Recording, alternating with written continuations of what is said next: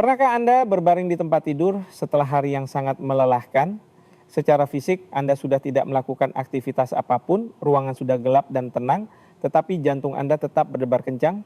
Pikiran Anda terus berpacu, perut Anda terasa tidak nyaman, dan tidur seolah menjadi kemewahan yang sama sekali tidak bisa Anda capai. Anda mungkin berpikir dalam hati, saya sudah beristirahat, mengapa saya masih merasa sangat stres? Ini adalah fenomena membingungkan yang dialami oleh jutaan orang setiap hari di seluruh dunia. Kita seringkali memiliki kesalahpahaman bahwa stres hanyalah sebuah emosi belaka, sebuah perasaan cemas abstrak yang hanya bersemayam di dalam pikiran kita. Namun, kenyataan medisnya jauh lebih kompleks dan mendalam dari sekedar perasaan yang tidak menyenangkan. Stres bukanlah sekadar kondisi mental yang bisa diabaikan begitu saja. Stres adalah serangkaian reaksi biologis, kimiawi, dan fisik yang sangat nyata dan terukur. Tubuh Anda secara harfiah memiliki kemampuan untuk mengingat stres yang Anda alami.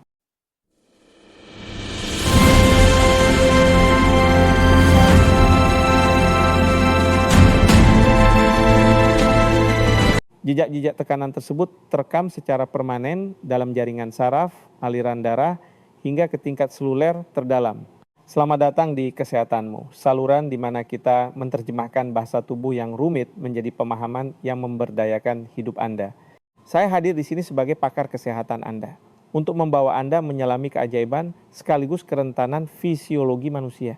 Banyak dari kita diajarkan bahwa untuk menghilangkan stres, kita hanya perlu mengambil napas dalam-dalam atau berpikir positif. Meskipun saran tersebut memiliki manfaatnya tersendiri, pendekatan dangkal seringkali gagal mengatasi akar masalah biologis dari stres kronis. Tubuh kita berevolusi selama jutaan tahun dengan sistem pertahanan yang sangat canggih, dirancang khusus untuk menyelamatkan kita dari ancaman fisik yang mematikan secara instan.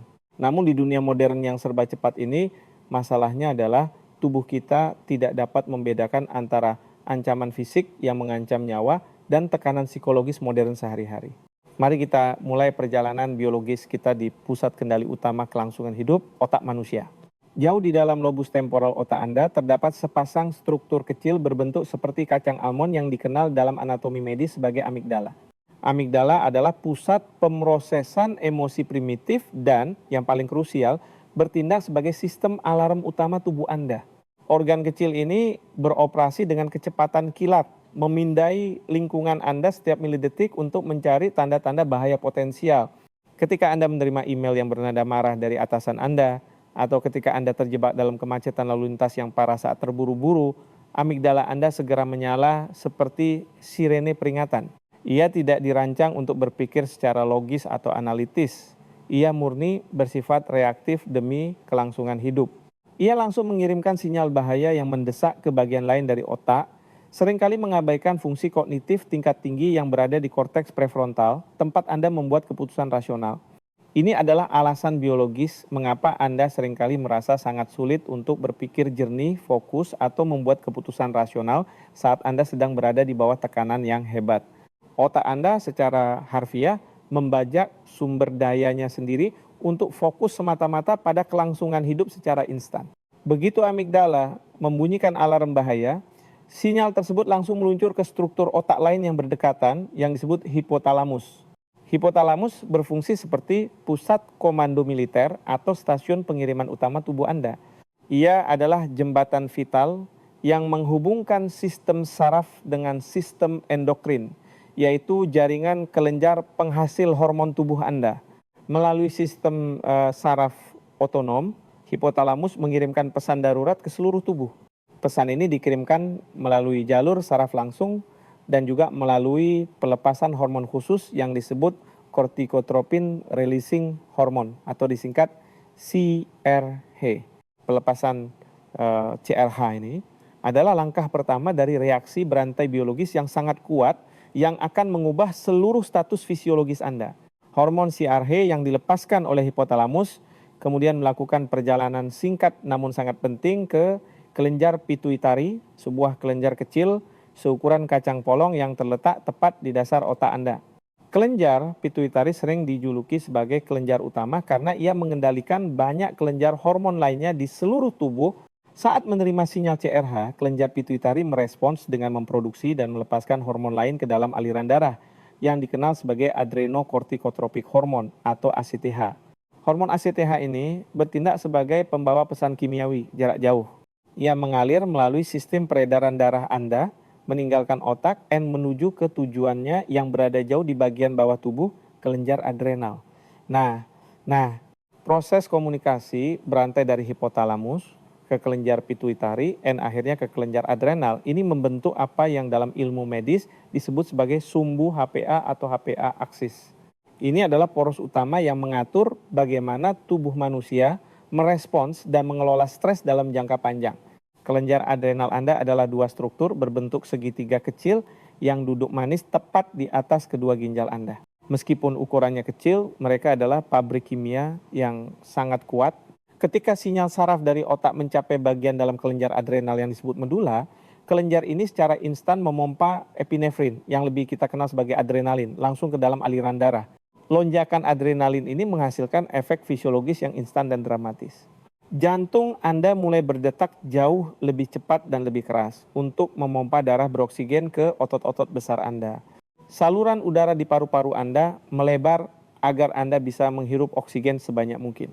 Pembuluh darah di sistem pencernaan dan kulit menyempit, mengalihkan aliran darah ke otot dan otak. Glukosa dilepaskan dari tempat penyimpanannya di hati untuk memberikan energi instan.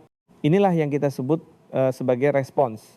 Lawan atau lari atau fight or flight response. Anda tiba-tiba memiliki kekuatan, kecepatan, dan kewaspadaan ekstra. Sementara adrenalin memberikan lonjakan energi instan yang berlangsung selama beberapa menit, tubuh Anda tahu bahwa ancaman mungkin belum berakhir. Disinilah hormon ACTH dari kelenjar pituitari tadi mulai bekerja pada bagian luar kelenjar adrenal yang disebut korteks. Sebagai respons terhadap ACTH, korteks adrenal melepaskan hormon stres utama tubuh Anda, kortisol. Jika adrenalin adalah percikan api yang menyalakan mesin, maka kortisol adalah bahan bakar yang membuat mesin itu terus menyala. Kortisol memastikan tubuh Anda memiliki pasokan energi yang stabil dan berkelanjutan untuk menghadapi stresor jangka panjang. Ia melakukannya dengan mengubah metabolisme Anda, memecah protein dan lemak menjadi glukosa tambahan di aliran darah. Kortisol juga menekan fungsi-fungsi tubuh yang dianggap tidak penting untuk kelangsungan hidup segera. Ia meredam respons sistem kekebalan tubuh, menunda proses pencernaan, dan menghentikan fungsi reproduksi serta pertumbuhan. Semua sumber daya difokuskan semata-mata pada satu tujuan, bertahan hidup. Desain sumbu HPA ini sungguh merupakan mahakarya evolusi biologis. Dalam kondisi ideal, setelah ancaman berlalu, misalnya setelah Anda berhasil menghindari kecelakaan lalu lintas, kadar kortisol yang tinggi di dalam darah akan dideteksi kembali oleh otak. Hipotalamus dan kelenjar pituitari memiliki sensor yang memantau kadar kortisol ini. Ketika kadarnya sudah cukup tinggi dan ancaman dianggap telah hilang, otak akan menghentikan produksi CRH dan ACTH. Ini adalah mekanisme umpan balik negatif atau negative feedback loop yang secara efektif mematikan respons stres dan memungkinkan tubuh Anda kembali ke keadaan seimbang dan damai yang disebut homeostasis. Jantung Anda melambat, pernapasan kembali normal, dan sistem pencernaan mulai bekerja lagi. Tubuh Anda telah berhasil merespons ancaman, menggunakan energi yang dibutuhkan, dan sekarang siap untuk beristirahat dan memulihkan diri. Ini adalah cara tubuh berevolusi untuk menangani stres akut yang berumur pendek. Namun, disinilah letak krisis kesehatan modern kita bermula. Sumbu HPA dirancang untuk diaktifkan sesekali untuk semburan stres akut yang intens, namun singkat.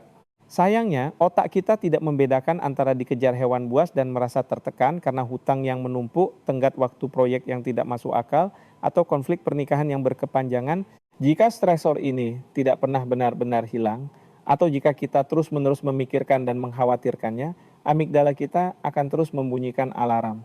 Sumbu HPA tetap aktif secara permanen, tubuh Anda secara terus-menerus dibanjiri oleh kortisol dan adrenalin tingkat rendah. Ini adalah kondisi yang kita kenal sebagai stres kronis. Ketika sistem darurat ini dibiarkan menyala berhari-hari, berbulan-bulan, atau bahkan bertahun-tahun, mekanisme umpan balik negatif tubuh mulai rusak. Otak menjadi kurang sensitif terhadap sinyal berhenti dan tubuh Anda secara harfiah lupa bagaimana cara untuk mematikan respon stres. Anda terjebak dalam kondisi kewaspadaan tinggi yang konstan. Untuk memahami mengapa tubuh Anda menolak untuk rileks meskipun Anda sedang beristirahat, kita harus melihat lebih dekat pada infrastruktur komunikasi tubuh Anda, sistem saraf otonom. Sistem saraf otonom adalah jaringan saraf ekstensif yang mengendalikan semua fungsi tubuh otomatis dan tidak sadar yang membuat Anda tetap hidup. Ia mengatur detak jantung Anda, ritme pernapasan, tekanan darah, suhu tubuh, dan proses pencernaan tanpa perlu Anda pikirkan secara sadar. Bayangkan jika Anda harus secara sadar mengingat untuk membuat jantung Anda berdetak setiap detik. Itu tidak mungkin.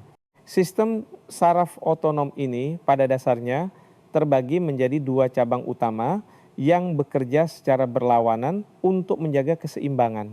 Kedua cabang ini ibarat pedal gas dan pedal rem pada sebuah mobil. Keseimbangan yang dinamis antara kedua cabang inilah yang menentukan keadaan fisiologis Anda setiap saat, apakah Anda siap untuk bertindak atau siap untuk memulihkan diri. Cabang pertama adalah sistem saraf simpatis. Ini adalah pedal gas tubuh Anda. Sistem inilah yang bertanggung jawab langsung untuk memicu respons lawan atau lari yang kita bahas sebelumnya. Ketika sistem saraf simpatis mengambil alih kendali, ia mengarahkan semua energi dan sumber daya tubuh keluar menuju otot dan indera Anda. Ia membuat pupil mata Anda melebar untuk memasukkan lebih banyak cahaya, mempercepat detak jantung untuk memompa darah lebih cepat, dan mematikan fungsi pemeliharaan jangka panjang. Sistem simpatis sangat penting untuk kelangsungan hidup dan kinerja puncak. Tanpanya, Anda tidak akan memiliki dorongan atau energi untuk bangun dari tempat tidur, berolahraga, atau merespons keadaan darurat dengan cepat. Namun, sistem ini dirancang untuk mendominasi hanya dalam waktu singkat. Ia mengkonsumsi cadangan energi tubuh dengan sangat cepat dan menyebabkan keausan seluler jika diaktifkan terlalu lama tanpa jeda istirahat yang memadai. Cabang kedua adalah sistem saraf parasimpatis. Jika sistem simpatis adalah pedal gas, maka sistem parasimpatis adalah pedal rem yang krusial. Sistem ini mengatur respons istirahat dan cerna atau rest and digest. Ketika ancaman telah berlalu, sistem parasimpatis harusnya mengambil alih kendali untuk menenangkan tubuh kembali. Ia melepaskan neurotransmitter asetilkolin yang secara harfiah memperlambat detak jantung Anda, menurunkan tekanan darah, dan menyempitkan kembali pupil mata. Yang terpenting, sistem parasimpatis mengalihkan aliran darah kembali ke organ-organ internal Anda, menghidupkan kembali sistem pencernaan, mengaktifkan fungsi perbaikan sel, dan memperkuat sistem kekebalan tubuh. Ini adalah keadaan di mana penyembuhan, pemulihan energi, dan tidur nyenyak terjadi. Tubuh Anda hanya dapat memperbaiki jaringan yang rusak, mencerna nutrisi secara optimal, dan membersihkan racun seluler ketika sistem parasimpatis sedang mendominasi secara dominan. Lalu, apa yang terjadi pada orang yang mengalami stres kronis? Mengapa mereka tidak bisa beristirahat? Jawabannya terletak pada disfungsi sistem saraf otonom. Akibat paparan hormon stres yang terus-menerus, sistem saraf simpatis Anda menjadi terlalu reaktif dan hiperaktif. Pedal gas Anda pada dasarnya tersangkut di posisi penuh. Otot-otot saraf yang mengatur relaksasi menjadi lemah karena jarang digunakan. Akibatnya, bahkan ketika Anda berbaring di tempat tidur tanpa ancaman fisik apapun, sistem saraf Anda masih mengirimkan sinyal bahaya. Tubuh Anda kehilangan fleksibilitas untuk beralih secara mulus dari status simpatis ke parasimpatis. Rem biologis Anda gagal berfungsi secara efektif. Inilah sebabnya mengapa Anda merasa sangat lelah secara fisik, namun pikiran Anda terus berpacu dan jantung Anda berdebar. Tubuh Anda secara harfiah terkunci dalam keadaan kewaspadaan yang tinggi, menolak untuk menurunkan pertahanannya karena ia percaya secara biologis bahwa Anda masih dalam bahaya besar. Bukti medis paling jelas dari rem yang rusak ini dapat diukur melalui metrik yang disebut variabilitas detak jantung atau heart rate variability, disingkat HRV. Berlawanan dengan kepercayaan populer, jantung yang sehat tidak berdetak seperti metronom mekanis yang sempurna. Waktu antara setiap detak jantung sebenarnya sedikit bervariasi. Saat Anda menarik napas, detak jantung sedikit mempercepat, dikendalikan oleh sistem simpatis. Saat Anda menghembuskan napas, ia melambat, dikendalikan oleh sistem parasimpatis. Variasi mikroskopis ini adalah tanda dari sistem saraf otonom yang sehat, fleksibel, dan tangguh. Orang dengan stres kronis memiliki HRV yang sangat rendah karena sistem simpatis mereka selalu mendominasi, jantung mereka berdetak dengan ritme yang kaku dan tidak fleksibel, terus-menerus bersiap untuk bertindak. Jantung Anda secara harfiah mengingat stres masa lalu dan menolak untuk melambat, mengorbankan fleksibilitas demi kewaspadaan yang konstan namun melelahkan.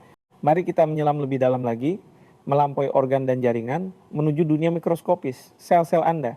Bagaimana tepatnya stres terekam di tingkat seluler? Di permukaan hampir setiap sel dalam tubuh Anda, termasuk sel-sel di otak, otot, dan sistem kekebalan tubuh, terdapat struktur protein spesifik yang disebut reseptor glukokortikoid. Reseptor ini bertindak seperti kunci gembok yang dirancang khusus untuk menerima hormon kortisol. Ketika kortisol mengalir dalam darah dan berikatan dengan reseptor ini, ia membuka pintu seluler dan menyampaikan instruksi ke dalam sel untuk mengubah perilakunya sesuai dengan tuntutan stres. Dalam kondisi normal, sinyal ini bersifat sementara. Sel menerima pesan, menyesuaikan metabolisme, dan kemudian kembali ke fungsi normal setelah kadar kortisol menurun. Namun, ketika lingkungan seluler secara konstan dibanjiri oleh kortisol tingkat tinggi akibat stres kronis, dinamika komunikasi seluler ini mulai mengalami perubahan adaptif yang merugikan. Sel-sel Anda sangat cerdas dan memiliki mekanisme perlindungan diri. Ketika mereka dibombardir oleh sinyal kortisol tanpa henti, mereka menganggap ini sebagai tingkat kebisingan yang beracun. Untuk melindungi diri dari stimulasi berlebihan, sel-sel mulai melakukan proses yang disebut down regulation atau penurunan regulasi. Mereka secara harfiah mengurangi jumlah reseptor glukokortikoid di permukaan mereka atau membuat reseptor yang ada menjadi kurang sensitif terhadap kortisol. Ini sangat mirip dengan mekanisme resistensi insulin pada diabetes tipe 2. Sekarang, jaringan tubuh Anda menjadi kebal atau resisten terhadap kortisol. Ini adalah masalah besar karena kortisol bukan hanya hormon stres, tetapi juga agen antiinflamasi alami yang paling kuat di tubuh. Ya, ketika sel-sel kekebalan Anda menjadi resisten terhadap kortisol, mereka tidak lagi menerima sinyal penenang. Akibatnya, sistem kekebalan tubuh mulai bertindak liar dan memicu peradangan sistemik di seluruh tubuh tanpa kendali yang memadai. Perubahan di tingkat seluler ini membawa kita pada salah satu penemuan medis paling menakjubkan di abad ke-21, epigenetika. Epigenetika adalah studi tentang bagaimana perilaku dan lingkungan Anda dapat menyebabkan perubahan yang memengaruhi cara gen Anda bekerja. Berbeda dengan mutasi genetik yang mengubah urutan DNA dasar Anda, perubahan epigenetik bersifat reversible dan tidak mengubah kode DNA itu sendiri. Sebaliknya, mereka mengubah bagaimana sel Anda membaca kode tersebut. Bayangkan DNA Anda sebagai perangkat keras komputer dan epigenetika sebagai perangkat lunaknya. Stres kronis bertindak sebagai pembaruan perangkat lunak yang berbahaya. Lingkungan kimiawi yang dipenuhi oleh hormon stres yang persisten dapat secara harfiah menghidupkan atau mematikan gen tertentu di dalam inti sel Anda.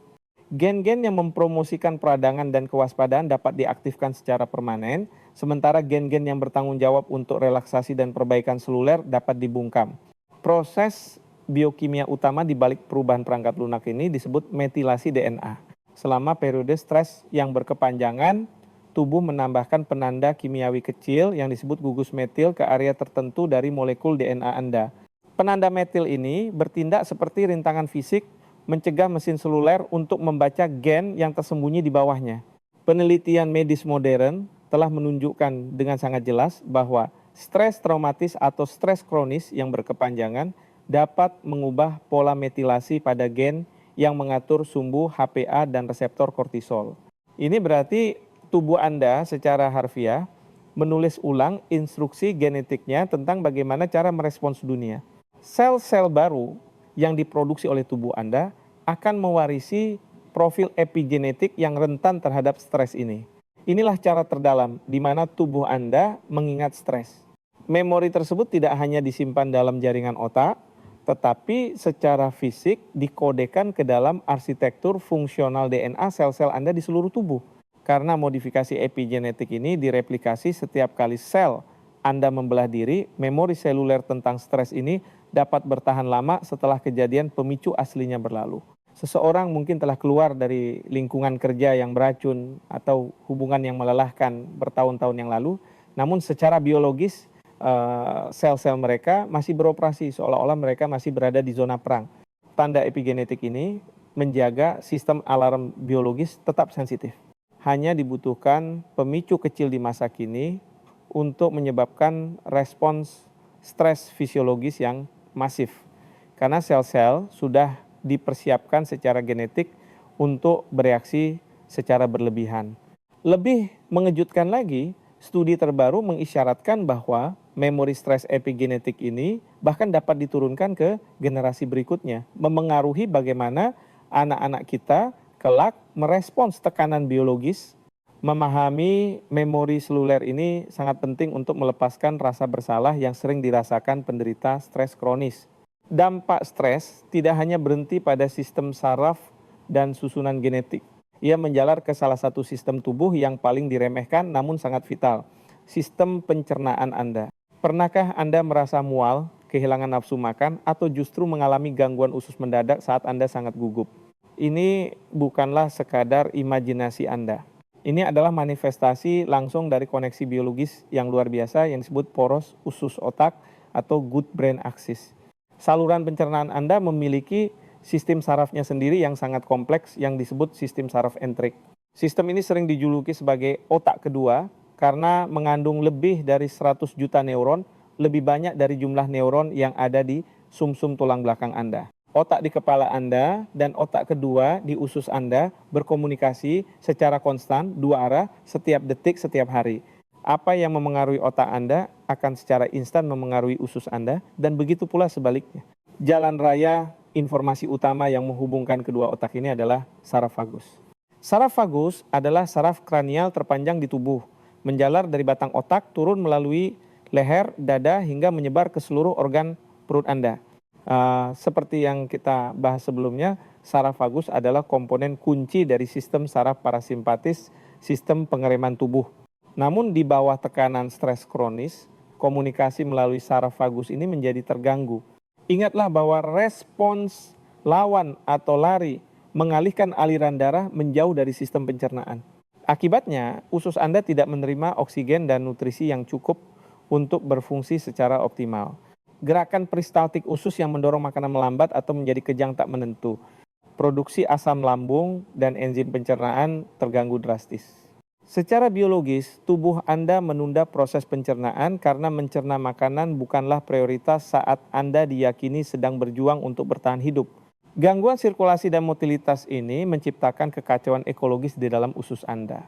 Usus manusia adalah rumah bagi triliunan bakteri, virus, dan jamur yang secara kolektif disebut mikrobioma usus. Ekosistem mikroba ini memainkan peran yang sangat penting dalam kesehatan Anda, mulai dari mencerna makanan, memproduksi vitamin, hingga memproduksi lebih dari 90% serotonin tubuh Anda, neurotransmitter yang mengatur suasana hati. Hormon stres seperti kortisol dan adrenalin secara langsung dapat mengubah komposisi mikrobioma ini. Stres kronis menciptakan lingkungan usus yang bermusuhan, yang membunuh bakteri, menguntungkan dan memungkinkan bakteri patogen yang berbahaya berkembang biak dengan cepat. Kondisi ketidakseimbangan bakteri ini dikenal secara medis sebagai disbiosis. Ketika mikrobioma Anda rusak, produksi neurotransmitter yang menenangkan menurun drastis, yang pada gilirannya mengirimkan sinyal kecemasan kembali ke otak melalui saraf vagus. Disbiosis hanyalah awal dari bencana pencernaan. Lapisan usus Anda seharusnya bertindak sebagai penghalang fisik yang sangat selektif, membiarkan nutrisi yang berguna masuk ke aliran darah sambil menahan racun dan bakteri berbahaya tetap berada di dalam usus. Namun stres kronis dan peradangan yang diakibatkan oleh disbiosis merusak sambungan ketat antar sel di lapisan usus. Penghalang ini menjadi kropos dan bocor, sebuah kondisi klinis yang disebut peningkatan permeabilitas usus atau secara populer dikenal sebagai leaky gut. Ketika usus bocor, partikel makanan yang tidak tercerna dengan sempurna, racun mikroba, dan bakteri berbahaya menyelinap, menembus penghalang, dan masuk langsung ke dalam aliran darah Anda. Sistem kekebalan tubuh Anda yang berpatroli tepat di bawah lapisan usus mendeteksi penyusup asing ini dan segera membunyikan alarm kekebalan, memicu respons peradangan besar-besaran yang menyebar ke seluruh sistem tubuh Anda. Peradangan yang berawal dari usus yang bocor dan sel-sel kekebalan yang resisten terhadap kortisol ini tidak tetap terlokalisasi. Ia menyebar melalui aliran darah Anda seperti api liar, menciptakan keadaan peradangan kronis tingkat rendah secara sistemik. Sel-sel kekebalan Anda melepaskan protein pembawa pesan yang disebut sitokin proinflamasi. Sitokin ini bertindak sebagai sinyal mara bahaya kimiawi yang memperingatkan seluruh tubuh bahwa terjadi infeksi atau kerusakan jaringan meskipun sebenarnya tidak ada luka fisik sama sekali. Peradangan sistemik ini adalah alasan utama mengapa tubuh Anda terasa sakit, sendi Anda kaku, dan Anda merasa sangat kelelahan secara fisik saat stres.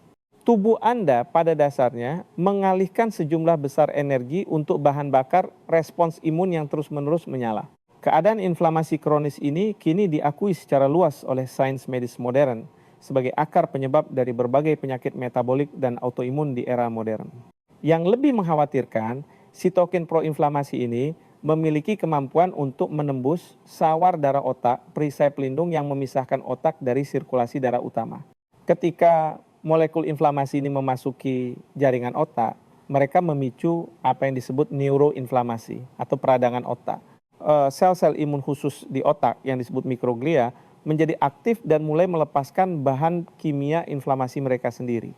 Neuroinflamasi ini mengubah cara neuron Anda berkomunikasi, memperlambat kecepatan pemrosesan saraf, dan mengganggu pembentukan memori. Inilah penjelasan biologis yang tepat untuk fenomena brain fog atau kabut otak yang sering dialami orang yang stres berat. Anda merasa sulit berkonsentrasi, melupakan hal-hal sederhana, dan merasa seperti pikiran Anda diselimuti awan tebal. Otak Anda secara harfiah sedang meradang, memprioritaskan pertahanan seluler di atas fungsi kognitif yang tajam dan kejernihan mental. Dengan sirkuit otak yang meradang, sumbu HPA yang hiperaktif, dan sistem saraf simpatis yang terus-menerus menekan pedal gas, tidak mengherankan jika arsitektur tidur Anda hancur total. Tidur bukanlah sekadar ketidaksadaran pasif.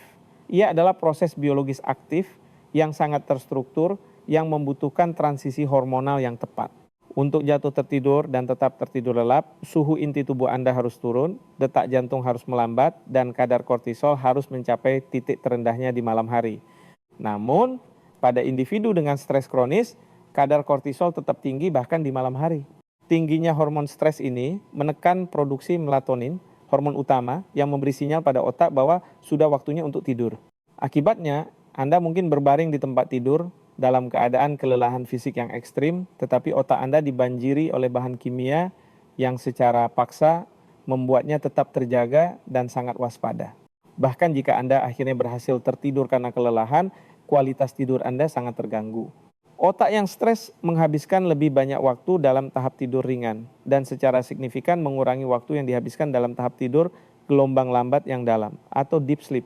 Tidur gelombang lambat adalah satu-satunya waktu di mana tubuh Anda secara efektif membersihkan racun metabolik dari otak dan memperbaiki jaringan seluler yang rusak. Karena Anda kekurangan fase penyembuhan yang krusial ini, Anda bangun di pagi hari merasa sama lelahnya seperti saat Anda pergi tidur. Ini menciptakan lingkaran setan yang mematikan. Stres yang tinggi merusak kualitas tidur Anda, dan kurangnya tidur, pemulihan, membuat tubuh Anda semakin stres. Memaksa kelenjar adrenal untuk memompa lebih banyak adrenalin di pagi hari hanya untuk membuat Anda berfungsi. Inilah paradoks biologis yang membuat frustrasi, di mana Anda merasa wired and tired secara bersamaan. Memahami mekanisme biologis yang rumit di balik stres ini adalah langkah pertama yang paling penting menuju pemulihan yang nyata. Anda tidak bisa hanya berpikir atau memaksa jalan Anda keluar dari stres kronis, karena masalahnya tidak hanya berada di pikiran sadar Anda, melainkan tertanam dalam di fisiologi, hormon, dan sel-sel Anda. Untuk menghentikan siklus yang merusak ini, Anda harus berbicara dalam bahasa yang dipahami secara instan oleh sistem saraf primitif Anda. Bahasa itu bukanlah kata-kata afirmasi yang positif, melainkan sinyal keselamatan biologis.